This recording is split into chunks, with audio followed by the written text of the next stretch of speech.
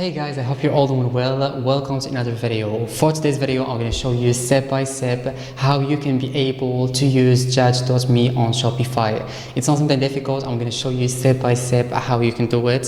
So the first thing that I'm going to do, which is I'm going to go to my browser, and now I'm on the official website of Judge.me, and they shared with us all the steps that we need in order to use Judge.me on Shopify. So for the first step, which is you need to install the app. So go to the Judge.me homepage and click on install now, and then select Shopify as your platform of choice.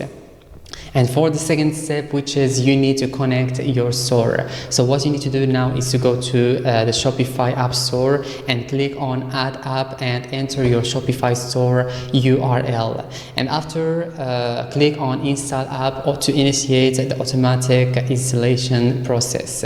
Okay, for the third step, which is you need to customize your settings. So choose between installation by Judge.me or installation by you. Okay, so which is more recommended is installation by Judge.me. Okay, so then select your preferred language for the admin dashboard. So their dashboard is available in 3 languages, so which is English, French, and Spanish. For the sixth or fourth step, which is widget placement. So decide where you want to display your review widget and start ratings.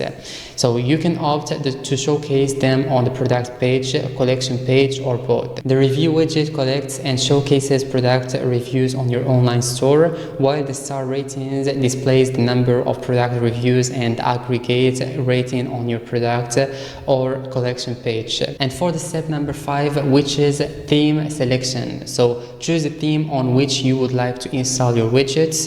You can either install them on your live theme or an unpublished theme.